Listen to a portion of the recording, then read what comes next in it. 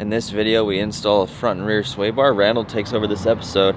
I was out picking up another car for the channel to replace the GTI's position so we can do a bolt-on build. It's a really good one. You guys are gonna like it. I let Randall take over. It was hard for me. Him and Justin filmed it, made it happen. They did an amazing job and got, I don't know if you can see it, we've got the new sway bar from Whiteline and the end links. Here's the rear one right here.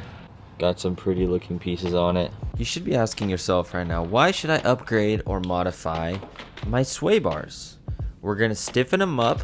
This is a kit direct from Whiteline. We have links in the description. But this is gonna stiffen up our suspension, reduce body roll, tighten up the chassis so in cornering it feels better. And when you tweak the wheel a little bit, it just goes. That's the point of this.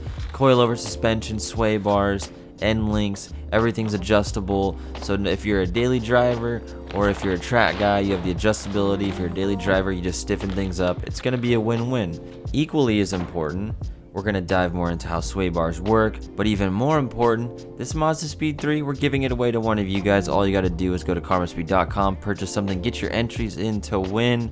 One of you guys is gonna get a call the first week of April to let you know that, hey, you get to come to Arizona, check out your new car, and we'll make sure we get it to your house. This is a first for us, so the more you guys support us on this first giveaway, the bigger we're gonna go next time. So we're looking forward to it. We're building out some awesome plans. We're building a team. This revenue coming in from this, we're growing really fast and we're super thankful, but we're adding team members. We're building an automotive brand that we want to build to help the automotive culture flourish. If you like that idea, Mazdaspeed3.com, check out the links in the description. Let's talk more about sway bars and install this thing with Randall. The whole point of having sway bars is when you're going around a corner and one wheel lifts up, it lifts the other with it and keeps the car planted to the ground. What you can do is put more aggressive sway bars that are stiffer. That way it has less flex, so that if when this wheel goes up a little bit, this wheel will pick up a little bit, and now that they're stiffer, it will pick it up with it. And so you don't have wheels doing this as much. They stay together and travel up and down, which when you're cornering, it'll handle better, it'll stick to corners, and Whiteline makes a really awesome kit for this car. With this setup, they make it super convenient. Essentially what these are is a greaseless technology. What it is on the inside is a PTFE lining, so that allows you to not have to actually grease your sway bar fittings forever. As long as these bushings last, you don't have to grease them. So I shouldn't say forever, but for the life of these bushings. And they do include the lateral locks. These do go on the inside right here and the other side right here. We'll go ahead and get all that stuff mounted up. First, I'm gonna go ahead and take off this plate right here. Looks like we got 14mm bolts. And then next, we'll go ahead and remove our sway bar end links from the top on both sides. 15mm up there. So these you will have to hold the nuts or the bolt from spinning with this Allen key, which is a number 5, and that is not a 15, it's a 14. All right, so 14mm for this nut up here.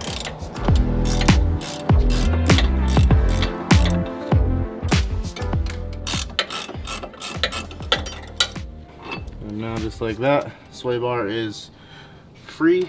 Now make sure to note the orientation of in which your factory sway bar is installed, because you can put this upside down and you go to bolt it up and then you realize that you can't get your end links in. So just to save the hassle of having to pull it back out, make sure you notate in which direction it's in and you won't have any issues. And now our sway bar bushing bracket here is a 14mm. We're gonna go ahead and take these off.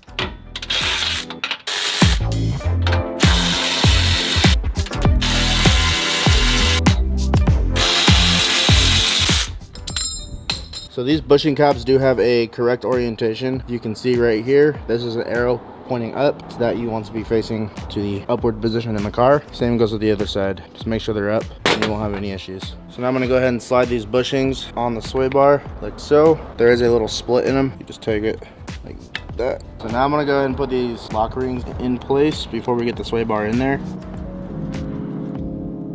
You don't want to tighten these down all the way, you just want them installed loosely so you can move them around.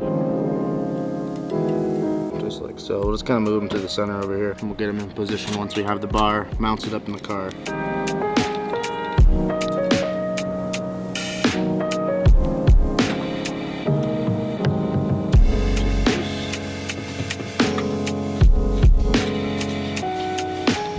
Get this tightened down.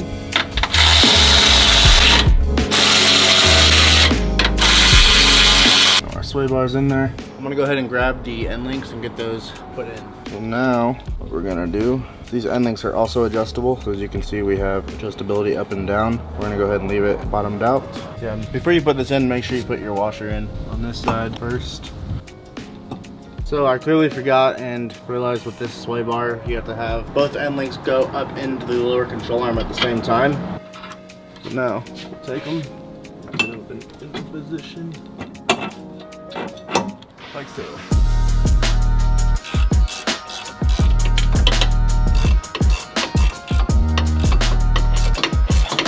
Woo! A little arm pump. There we go.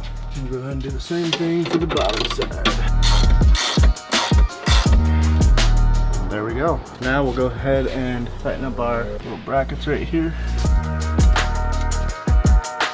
So they do provide an Allen key in the kit. However, I'm just gonna go ahead and use my own. This is a size 3. If you don't want to use the key that comes in the kit. You don't want to over tighten these. This is anodized aluminum. It will strip very easily if you over tighten it.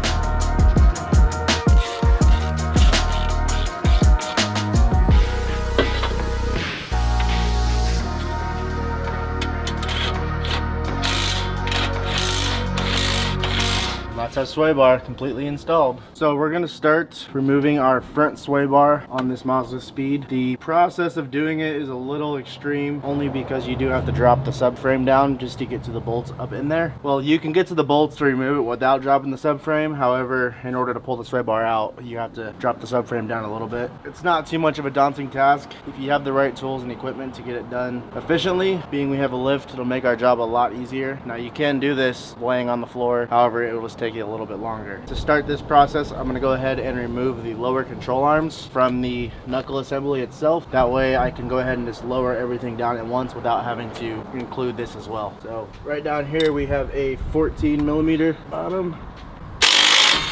I'm just going to smack this down. Just like that. And then now we got to remove these 2 bolts. This one right here, we can leave our lower control arms on. The bottom bolts, we have these 2 main points, and then we have to remove our motor mount here, this wishbone style. Remove it. You'll probably want to separate it right here from the actual transmission itself. And then we have a bolt right up here. And we have this same bolt on the other side as well. So once we have those off, we should be able to drop everything down just a little bit in order to get this sway bar out of here. Looks like this one was bottomed out. Can't get the bolt on there, I gotta file that down.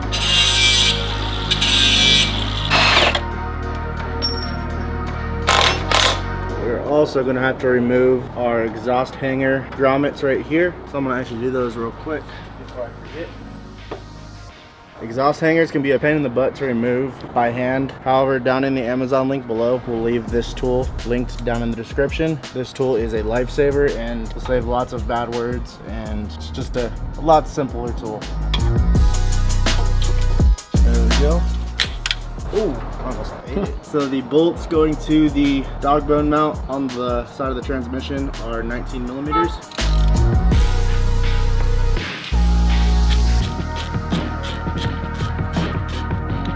These bolts up here on the top are 17mm.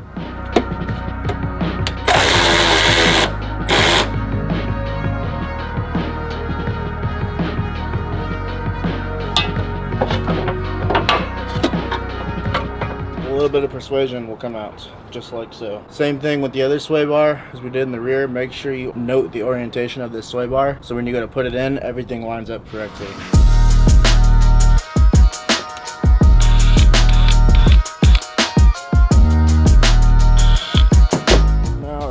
Fish it back through, figure out the best way to do this. So the same thing with the fronts as the rears, we have arrows here. These arrows you want facing to the front of the car.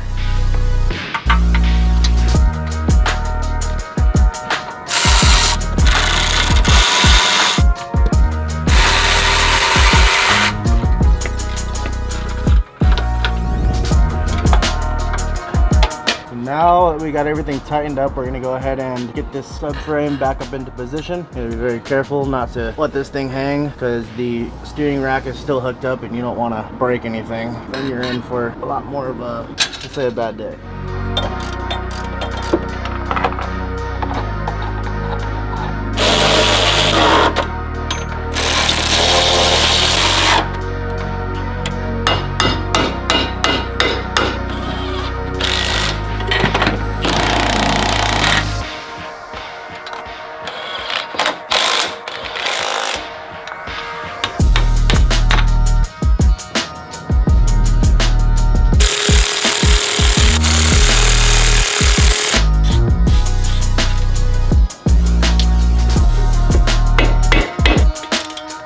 things are clean. Already a little chewed up, probably for me.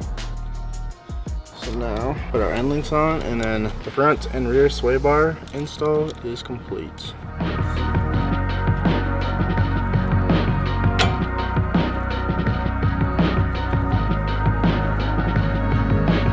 So now for our new end link, the nut size is 17 millimeter, and the Allen key in the middle is a 5.